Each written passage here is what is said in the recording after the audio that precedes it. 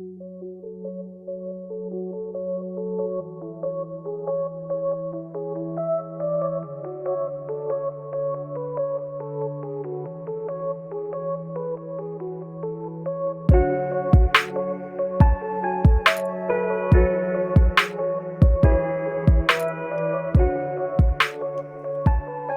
to Capitals Uncovered, the Pell and Nails Taylor Show and Martin Steve Show. Martin's away today, but so it's just me, and we've got a brilliant guy I've had on in a previous iteration of my show called Michael Yon, who's an American writer, photographer, and war correspondent.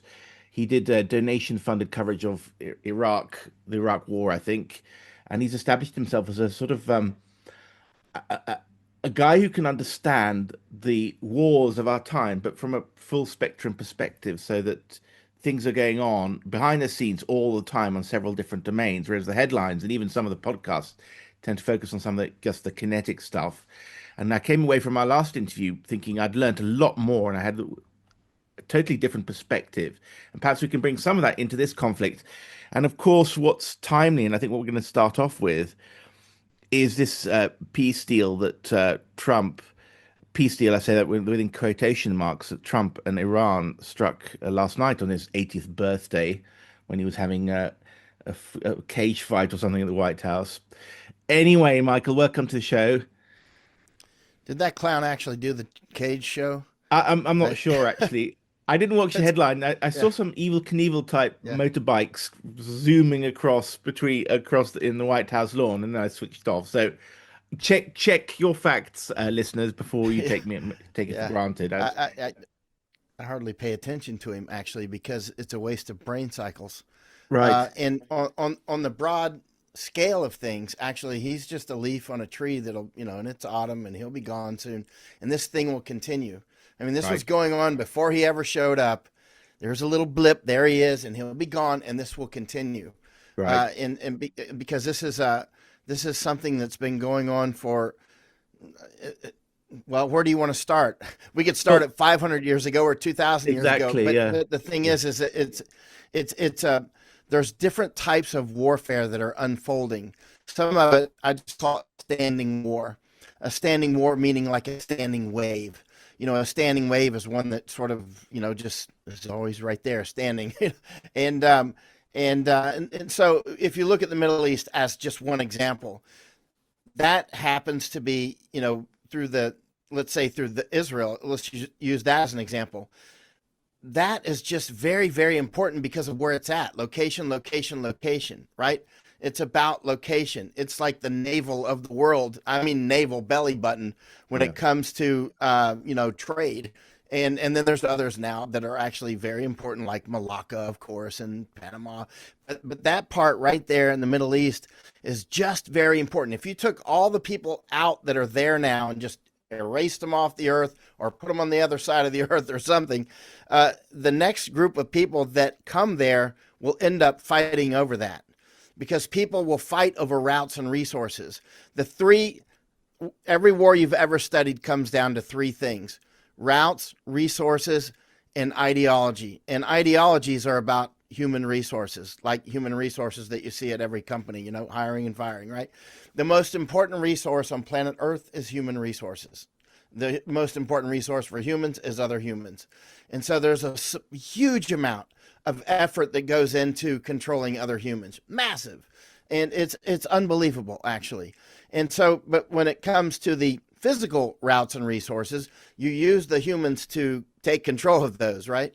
So humans who can control other humans at a high level, those will end up being the humans that are in charge of more of the planet than others. Let's put it that way. And so, in the Middle East there, that's just trade routes and everything else has been for a very long time. And as time has gone on, more resources have been found in that area and between those areas, like the oil, right? I mean, 500 years ago, the oil was not important, right? But the location was. It was already very important. I've got some books here. Unfortunately, I put them up already, but they're from 1855 from a British naval officer in Israel, in the area that would be Israel today. And he's proposing building a canal between the Med, Dead, and Red, the Mediterranean, the Dead Sea, and the Red Sea, right? or some people call it the Red Dead Med. But his idea, his name was Captain Allen, William Allen. He was a Royal Naval captain, and he was there. It's two fabulous books, actually, from 1855. Nice, beautiful maps and that sort of thing. And he's talking about how you could build a canal from the Red Sea through the Dead Sea, because the Dead Sea is the lowest place on Earth. That's, not in the Mariana Trench or something, but it's the lowest terrestrial place on Earth. So if you could dig part of the canal from the Gulf of Aqaba there, and it'll go right through the Dead Sea, and the sea will build most of the canal for you after you dig through the first part, and then likewise on the other side to the Mediterranean. So, and it was a good idea, actually. He thought that they might build the French might build the Suez first, and he ended up being right. But the point is that, and his idea was that if you open up that canal through the Dead Sea, then you would end up opening that part of the world as well, more into the interior. There's a lot of minerals there. Anyway, what I'm getting to is every war you've ever heard of is about routes, resources, and human resources, ideology, right? And so that's what's going on now. When you look at these so-called peace talks, it's complete nonsense. I don't pay attention to them. There are zero peace talks going on. Now, keep in mind, I predicted almost to the day when the attacks would start. I predicted I think I predicted maybe it was between February 25th, maybe, and March 3rd. I thought March 3rd would be the most likely day of when the latest kickoff would happen, and it ended up being February 28th. And I put that in writing, right? Oh. I put it in writing that I thought that the most likely day of attack, and a lot of people were like, "There's not going to be an attack. Nobody's going to attack Iran." I'm like, I think that they are. Maybe you're right, but I picked March 3rd as the most likely day, and it was February 28th. And likewise, last year in July, I published on my Substack that I thought that the Zionists would close the Strait of Hormuz and blame Iran. Now, let me repeat that.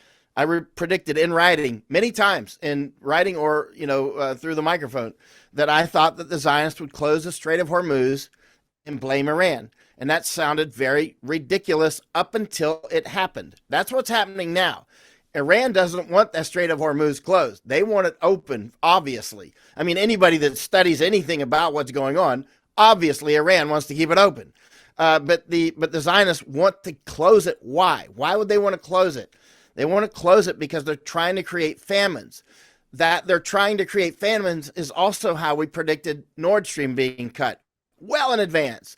I mean, many, many times in writing and interviews, Jordan Peterson, all that. I mean, Groningen gas field predicted that as well. The biggest gas field in Europe predicted it would close, predicted that the screwworms would come back 5 years in advance. Now screwworms are all over the news in the United States, but 5 years ago, almost nobody heard of them. How do we keep throwing a dart like 5 miles out and getting bullseye, bullseye, bullseye, bullseye? And how many misses are we getting? Try to find them, right? Because we don't predict, Masako and I, my wife and I, we don't predict that much, but when we do predict, when we finally talk through the microphone, it's with precision, right? And for instance, Michael, the sorry, idea that they... Can I just interrupt? What's a screwworm? A screwworm is a flesh-eating worm. It's been a problem in the United States since I don't know when. At least, I mean, I found lots of material about them in the 1800s. Right. So, and then in the 70s and so 60s and 70s, USDA, United States Department of Agriculture, started a big program to eradicate the screwworms, which they did. Massive program. Actually, I found one of the veterinarians involved, talked with him quite a lot. He's quite an older man now, very smart guy. I can introduce you to him, actually. And what they do is the screwworms they're flesh-eating worms. The larvae, they'll eat living flesh, actually. If the cattle, sheep, people, dogs, cats, and occasionally they've killed people, not very often, and that's only if you're sick and bedridden and that sort of thing. But the point is they cost a lot of livestock because they kill the livestock. They eat it alive, actually. And so we were down, Masako and I were down in Panama because we know how important Panama is because we know what they're up to. So we spent about a year there since Biden was installed, actually, in Panama. But at one point, we were with an intelligence guy, and he talked about screwworms. This is 5 years ago. And he talked about how Panama was the front line of defense against screwworms, which I had not heard about at that time, right? So he's telling us about the screwworms, and then we walk out of that, and I said, you know what? we're going to end up with those things in the United States. I said that to Masako. So immediately, like within that day, I contacted the COPEG, which is the United States government agency down there in Panama, who eradicates screwworms. Anyway, let me get back how the war happened against Yeah, yeah. screwworms. And you always have to have entomologists on your side, because if they're not on your side, they might be on the enemy's side. But the Right. entomologist, they had discovered that the female fly only mates once in her life. If she doesn't procreate, then she doesn't mate again, and therefore she produces no offspring. So if you can sterilize enough of the females or males, it turned out to be males, that they procreate with, then they mate, and basically the R naught, the replication number goes below 1, and the population collapses. So they studied where they live and all this stuff and when to irradiate them. So they started irradiating male screwworms and releasing them by the billions from the back of pickup trucks and the airplanes and helicopters, in these boxes and little parachutes and stuff, and not parachutes on each fly, of course, but, but Yeah, yeah, yeah. parachutes on the Yeah. boxes, and I can see it now. So they fought them out of the United States. It took a while. Then they fought them down through Mexico and Guatemala and Belize and El Salvador and all that, and fought them down. And the Darien Gap is the line of defense, right? So our people are still down there irradiating those flies and dropping them out of airplanes, right? And I'm down. I spent a lot of time in the Darien Gap with the Indians and whatnot, and there were signs out there about, if you see screwworms, alert. They're in Spanish, alert, COPEG and all that. Anyway, so we're in that briefing up in Panama City, and I said to Masako as soon as we walked out, I'm like, those things are going to end up back in the United States, because we know what they're up to, right? We know that they're trying to create famine. I say they, the Zionist architecture, are trying to create famine because they're trying to reduce the global population, right? Mm-hmm. And famine that's how we predicted Nord Stream getting cut. That's how we predicted so many things. And so I immediately contacted COPEG. I've published those emails many, many times, like 100, 200 times. I think yesterday, and I asked them to tour their facility in Panama, and they declined. And just the tenor of the response, because I deal with governments around the world, there's a certain vibe to it. When you get it, you're like, oh, that's a cover up. You know what I mean? Yeah, It's yeah. like a cop meets somebody on the street, and it's like, okay, that guy's covering something up. He's a drug dealer. You know what I mean? It's Yeah, like yeah. that when I deal with governments. I can just sense it on the first contact. And anyway, so I contacted them several times, and I'm like, that's it. So I just published it. I said, based on this tiny bit of information, and I was very clear about it, I'm going to extrapolate years in advance. When Brett Weinstein came down to the Darien Gap with me, of course, he worked on his PhD work as an evolutionary biologist in Panama. So I took him down to the Darien Gap with Chris Martinson and others, like 60 or 70 others on different trips. But I told Brett, and Brett remembered on a recent podcast we did together, he said, when I took him to the Darien Gap, I said, remember those screwworms, because eventually they're going to be in the news, because they're going to get back to the United States. Now, Brett actually had never heard of screwworms at that point either. And, but you can hear him say that in his podcast we did, I don't know, a month ago or so. And then next thing you know, he sees them in the news a few years later. How did we get that so far out in advance? It's not because we're brilliant. It's because we know what they're doing. That's all. There's no brilliance to it. I'm not brilliant at all. I just, at 3 o'clock in the morning when other people are sleeping, I'm in here studying, or I'm down in the Darien Gap, or I'm off in Morocco, or off in some war or something. You know what I mean? So I've seen a lot of stuff, and eventually you're like, this isn't complicated. That's what they're doing. They say that they're trying to cause famine. They're burning down fertilizer factories all over the place. Eventually, I said, to Masako, I said, I think that they're going to, if you're going to cause famine and you're going to destroy Europe, you're going to destroy Germany. You would destroy German economy. And if I were going to destroy German economy, I did some analysis, and I said, I would take out Nord Stream for various reasons. And I would take out Groningen gas field. And so I started predicting that. And we went over to Germany. We went to BASF plant a couple times. And I was publishing this in writing. I think the last time, actually, we went to Ludwigshafen, Germany, which is the BASF 10 square kilometer facility there. We were inside. And 14 days before Nord Stream got blown up, we were inside BASF doing a tour. And I asked the guy giving us the tour at BASF, I said, what happens to BASF if Nord Stream gets interrupted. And he said, "We are dead," in that German accent. They're not dead, but it's very damaging, right? Mhm. And so, and then 14 days later, I had an iPad. It might actually be this one that I bought to do nothing but track Nord Stream flows. There was a website where you could see how many cubic meters per second were flowing through Nord Stream, right? And so, and at one point, that wow, I said it went to zero. Everything went to zero. I reset everything, rechecked, and I said to Misako, I was like, wow, maybe something just happened. And that's why we bought the thing, because we thought eventually it would go to zero. But even when you're predicting these things, when it happens, you're still pretty shocked. You know what I mean? That you're like, you throw the dart, your arm is sure, but you still hit the bullseye. It's still a little bit, still some surprise to it, And so we start, checking, and sure enough, it was blown up. Many people have asked me who I think blew up Nord Stream, and I say that's pretty simple. There's two suspects. One is the United States, which would be Zionist, and two is space aliens. It's either Right. it's either one of those. It's the United States or Right. space aliens. Now they may have used somebody else, like Ukrainians, or I have no idea, but that was the United States, and that was in service to creating global famines, just like the screwworms. What you see right now, how did I predict successfully that the Zionists would close the Strait of Hormuz and blame Iran? Right? It's the United States is attacking ships coming through Hormuz right now. The United Mhm. States is blowing them up right now, right? And Mhm. so why are they doing that? They're doing that because that's what I would do if I were trying to create global famines. I'll tell you what else I would do if I were trying to create global famines. Mhm. I would go after Turkish Straits. I would go for the Bosphorus.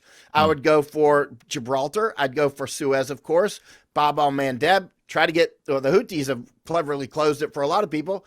And I would go for Malacca. I would go for the Danish Straits, where we were at recently looking at that. I would go for Panama. I would go for a lot of things. I would start a war between Argentina and Brazil, right? There's a lot of things that I would do, but it would take a long time. It takes a long time to set these things up, because most of the war that you see, you don't actually know that you're looking at war. I mean, a lot of it's not obvious. A lot of it has no shooting involved. A lot of it's a lot of it's just psychological operations. For instance, you got people looking at, peace talks. They think there's peace talks. There are zero peace talks. Anybody who's actually discussing the merits of the peace talks, they have no idea what's going on. None. Or they're part of it. They could be part of it. Or they're part of it and they still don't know what's going on, right? But there seems to be very few people that realize that there are no peace talks. There are no real peace talks. This is a process war that's been going on for a very long time. It's a process war is a type of war. And then there's the standing war. A standing war, like I was mentioning before, is the bears are going to fight over that river and those caves. It doesn't matter which bears they are.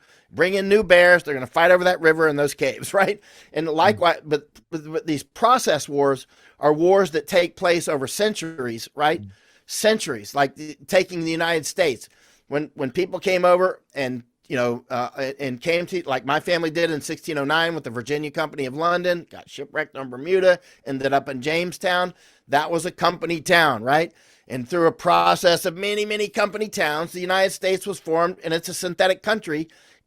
My country is a synthetic country and is a part of globalism. United States, Canada, all these countries are part. Even you look at the United Kingdom and Scotland, right? Scotland tried to make a path between the seas and the Darien. They went bankrupt in the 1690s, and they got absorbed in the Articles of Union, 1707 or 1708, right? And so that's why it became the United Kingdom of England and Scotland instead of Scotland and England. Had Scotland succeeded, it may have been Scotland buying England, right? But Scotland went bankrupt. So United Kingdom itself formed out of globalism, right? As did many of these countries, these 1922 synthetics in the Middle East. That's what I call them, like Kuwait, Bahrain, Percy Cox out there drawing the borders, and UAE and Bahrain and Saudi Arabia and all those. Those were made the British Empire made those because they wanted to control those routes, right? And like Israel, 1948, that was all about routes and resources. That's what this is about. So the people that are talking about, this is about the Iranians mistreating nobody cares about that. Of course They not. don't care about that, and it's probably not even true anyway. But Human rights is just a big leap. But I've got to.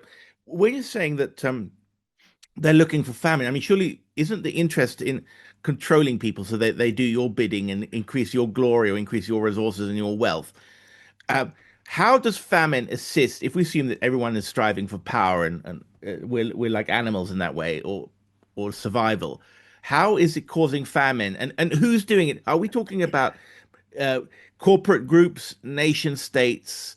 Is it one? Is it? Some people think there's one globalist entity of ultra rich, ultra powerful people doing this to everyone else, or are there several poles to this world? Well, it's, if you look back in time, you'll see globalists come and go, right?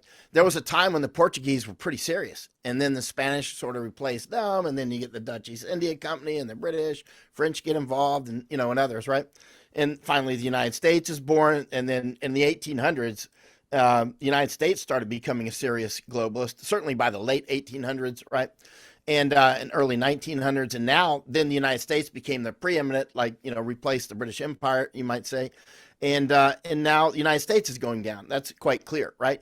So so this general process of getting control of routes and resources is never ending, right? It's never so that's both an emergent process. It just happens. Whatever bears are there are going to fight over that river. You know what I mean? And or that canal or whatever. And then there's more executive level function that some people do war on a much higher level. And some of these people think in terms of centuries, right? Catherine Austin Fitts said that about a year ago. I was watching it with my wife, Masako, Masako and I stayed about a month with Catherine, but we were watching Catherine talk on a podcast, and she said, these people don't think in, I don't know, decades or something. She said they think in centuries. And I was like, bingo. One of the rare people that understands they actually plan in centuries. They don't plan in 5-year plans. That's for children. These people think they're planting trees, not that their children will sit under, but they're planting trees that their children will sit under the trees that seed drops them, and it's another tree, right? I mean, we're talking long term, right? Strategic. Now, who's doing the famines? Many people have done famines. Famine is a normal form of war, actually. I mean, I've got a whole huge, this is my library, it's a tiny part of it anyway, and I've got a huge section on famine, right? And many people have done it, so many famines, nobody even knows the numbers.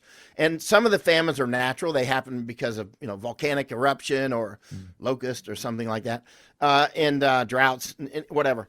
And then there are some that are done in service to war. Right. And those are actually quite frequent. And often the ones that happen during warfare, actually something else happens. And then an enemy comes in and takes advantage of that moment, that sort of thing. So there's kind of a fusion at times. But there's a lot of people that want to reduce the population, Malthusian style. Look at Monty Python. The other day I was watching that. I just showed it to Masako, and I wanted her to see some of the sort of funny old clips where the Protestants are making fun of all the babies that the Catholics make. And I remember that. Yeah. Right? Yeah. And so, but when you look at that, there's actually, it's done in a humorous way, but you look at the more serious writings though, that's the way, that famine in Ireland, there was a lot of people that were getting rid of a lot of Catholics, right? It wasn't just, right. There's a lot more to it than meets the eye. And a lot of it's about grabbing somebody else's land. Now, keep in mind, these screwworms, what can they do? Screwworms can do, first of all, you're not going to get some huge famine from screwworms, but you're not going to win World War II from one little battle either. And World War II itself is just a tiny component in the larger structure of these process wars. But the screwworms, what can you do with those? First, you can use that as a reason to go ahead and start calling people's cattle because they want to create famine. And another thing is, I think you're going to end up seeing ranch prices just plummet in places like Texas. So you're going to be able to gobble up that land because you're going to put the ranchers out of business, right? So suddenly you can buy up huge amounts of acreage in places like Texas and Florida, because Florida is a huge cattle state, by the way. There's a lot of cattle states out there, but Florida's huge, and Texas is big, obviously. But you can start buying up that land. So there's many reasons. Now, why would they want to create global famine? Well, there are various people that are very clear that they want to reduce the global population for whatever reasons, whether it's, goes back to Malthusian or long before that. And they want to reduce it by billions of people. Now, I was on with Canadian Prepper recently, and he mentioned like, well, that would be going after their own tax base. They don't care about taxes, man. They don't care. Taxes are nothing. Taxes are just a control mechanism. They don't need taxes. They can print money. The reason that you pay taxes is so you can be controlled. It has nothing to do with they need your money, right? They can just print money and inflate they don't need that, right? The taxes are a mechanism of control. There are many, many mechanisms of control. That's just one of many, right? And so, and they don't need your taxes. They want your land. They don't want you as a slave. They want to kill you, and they will re-educate some of the younger children, and they will be raised up Rockefeller school style, but on hyper steroids, so that they are children of the factory or children of whatever they want, right? Of course, there's always been this idea that the machinery was going to replace people, but so far it actually hasn't actually happened. A lot of jobs get lost, the Luddites come and go and that sort of thing. But over time, more and more people obviously inhabit the earth, and they want to just, when they go to the beaches and see all the plastic and that sort of stuff, and they see entire jungles ripped down, it's easy to make the case that, hey, we're overpopulating the earth. And actually, I think most people will actually agree with that, but most people don't want to be the one that gets depopulated, right? Most people don't want to be the one that actually drinks water or something that has something in it that makes you sterile, right? They don't want to go through this, right? But most people seem to agree that we shouldn't cut down every jungle in the world. United States I'm in Japan now, but United States used to be covered with virgin forest. United States had nobody knows, 400 million buffalo was one estimate. Have you ever seen the photo of a giant hill of buffalo skulls? You ever seen that photo? I haven't seen it. But yeah, they were putting the Indians in famine, right? And so they were taking away we built those 3 railroads and that sort of thing. Anyway, we could go on for days about this. I just want to ask you one thing that, Elon Musk and I tend to agree with that argument. Isn't feminism a kind of famine to killing our populations because the men and women are not getting together? There's lots of people talking on all sorts of websites about how young men can't date young women. And young women don't want to have babies because they want to become YouTubers, So and then they can't get on the housing ladder in Europe because the baby boomers are sitting on all the property. So the birth rate has completely plummeted all over Europe. So we're dying out, whatever happens anyway. Not through literal famine, but baby famine, and that's happening all over the world. And that's because women are not having babies, least of all the intelligent women. And and the other thing I want to ask you about is the argument against population. Of course, Africa's population is growing. It's going to be 4.2 billion by 2050 or something. How does that fit into your argument? Is Africa the continent that they haven't managed to conquer yet, or what? Right. You're making some very important points there. For instance, the one of the main weapons used against in depopulation is just reducing the amount of babies that are born, right? That's it. That's quite simple. And, whether that's abortions and that sort of thing, or birth control, or putting women into workplace like, hey, be a man basically. And for the boys, be a girl, you know what I mean? And these are all part of, these are, again, there are many weapons that are being used, many, right? And those are some of them to reduce our R naught, right? Our replication factor, just like the screwworms, right? And so it's quite significant. But in Africa, now, keep in mind, Chinese are all over the place. They are growing like kudzu, right? I just had a friend down in Guyana saying how many Chinese are down there. And the Chinese and the Zionists are fighting over various places like Argentina, Panama. I think they're going to end up fighting over Guatemala. I have reasons to say that. But Canada, many places, right? But I think you'll see that the Chinese, they will unleash biological weapons on Africans in a heartbeat, which is, obviously easy to do. You can put cholera in the water or whatever. These are old games, right? And the mosquitoes, weaponizing ticks, weaponizing so many things. Lice, of course, with typhus, epidemic typhus. There's so many ways to reduce population. Jabs, right?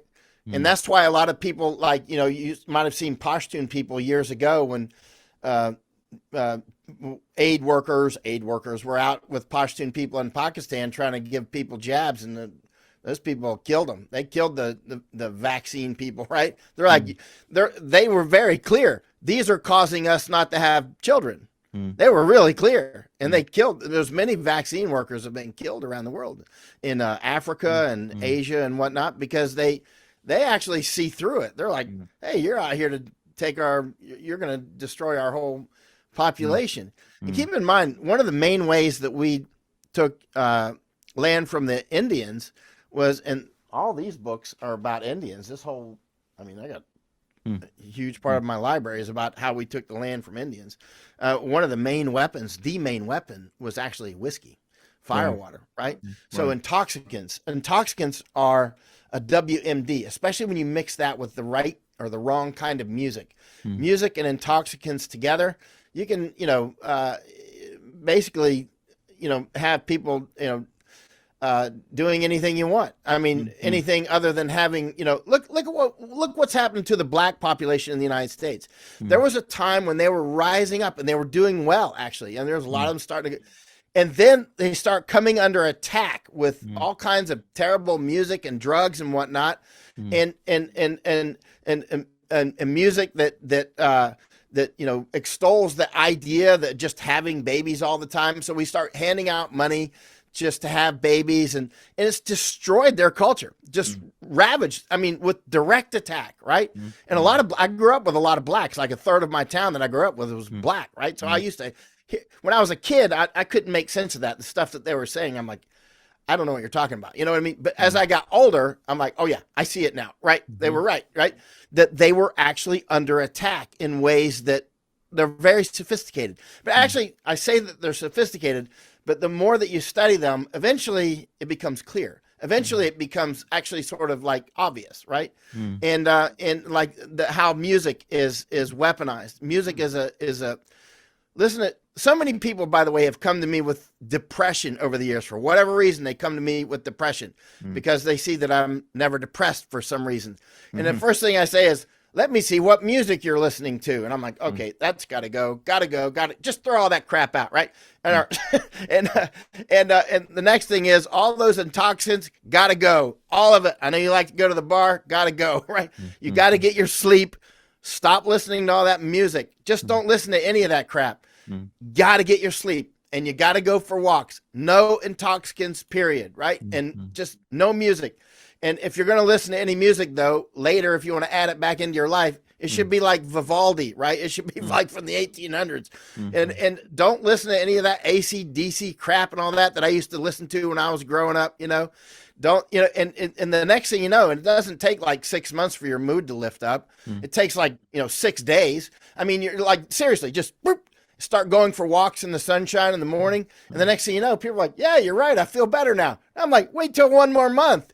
You're going to be like, how was I ever depressed? You were depressed because you're listening to that crap and drinking that crap, and you're not getting any sleep, and you're not going for walks in the sunshine. It's really simple, And I mean, what I'm getting to is a lot of these weapons that are unleashed on us are actually quite easy to sidestep. Right, and once you're away, once you're getting your sleep, good sleep. I mean, good sleep, not playing music and all that stuff. And you're getting good, solid sleep, and you're not on any intoxicants whatsoever, your executive function will come back, and you'll start seeing through a lot of the stuff that they're doing. And that's not the way that the mind controllers want you. If there's a great book on this from 1956 by a Dutch psychologist named Joost Meerloo. It's called Rape of the Mind. Rape of the Mind. Everybody should, don't just read it. I mean, study it and take notes and destroy the book reading it. You know what I mean? Write all over it. And read Rape of the Mind and really read it quietly and ingest that book. And then read Propaganda by Bernays. Those should be read together, right? Read either one of them first. I would read probably Rape of the Mind first, but either way. And you will see, you look around you and you're like, now I see what this is so obvious, right? Yeah. It's fascinating. I was just going to say about the biolabs and the whole COVID thing. I mean, do you think that was a weapons reduction program? I mean, a population reduction? Oh, clearly, Yeah, clearly, right. clearly. My wife Masako, she's good friends with Dr. Yasufumi Murakami here in Japan. My wife is Japanese, and Dr. Murakami, he's the scientist who pulled together that study in Japan that collected tens of millions of records Mm. and found that at least 600,000 Japanese died from the jab. That's just Japanese, right? Mm. Mm. Actually, I don't know what the latest number is. I need to ask Masako when we Right. get off this call. I'll ask her. Right. But that's just Japanese, and that does not include any effects on reproduction, right? Mm. Mm. That doesn't include so many people that are clearly become sick from this thing in terrible ways. Mm. People are dying constantly, and it seems to be related, right? Mm. Listen, we are in a state of war. Mm. They are very good at fooling people. Now I see so many people emotionally involved in the latest wonder drug. Ivermectin is one example. Now, when I say that, people get emotional and go, whoa, whoa, whoa, you brought ivermectin into the room. We worship ivermectin. You know, it's like, Yeah. that's how they're going to fool you, because all they have to do is take ivermectin and put, okay, here's this. I'm gonna put ivermectin on it. There you go, right? You know, Right. and Right. then they just put that label on whatever they're gonna. It's the label, right? Mm. But as soon as you bring it up, people will go, "Why are you saying ivermectin is not good?" And I'll be like, ceasefire. I never said anything like that. I'm saying this is a war, and they're going to kill you, right? Dead. Millions are already dead. Mm. They're going to make something have a great name, and then they're going to kill you with it, right? It's a normal Michael, warfare tactic. I've got to sum up there because we got a minute and a half left. What a fantastic talk! Because what I mean, I feel I'm a few steps up the ladder compared to the average punter, but I'm still some steps below you in terms of understanding. That is, I know what psyops are. I know what the intelligence agencies do. I know that journalists traffic propaganda all the time, and we're trying to be an antidote to that. But you're taking a whole step, a few layers higher, and saying that propaganda and warfare is constant and everywhere, and you should be much more on your guard. It's not just the intelligence agencies; it's a much bigger thing that's going on, and we must expand our awareness, because presumably the aim for all of us, for that's what we want our viewers to do, is to become, I don't know, better individuals or somewhere, or live a better life and avoid those betters of us in our short life here on Earth, and have a more self-empowerment. Would you say that's what your goal is? And part of that self-empowerment is to Yes. realize that people are at war with us all the time. Yeah, because we have to have people around us who are strong. I want Right. everybody to be an executive function. I want everybody Yeah. to get a good night's sleep every night, because we're Right. in a war together. You're right. So we can fight the war I together can't win against. alone. Right. You So know, we're not against each other. We're against the powers that want to manipulate us, and we can do that by becoming aware and collaborating somehow. The good guys or something. But I'm afraid we're going to end there, Michael. I mean, what a fantastic show this has been. I've learned so much, just as I did last time. So I'd love to have you on again. You've got a Substack, and people can find you through your name easily and your X account. Right. Thank you so much, sir. Thank you. Brilliant talk. Let's do it Thanks. again soon. Absolutely. Come on soon. Take care.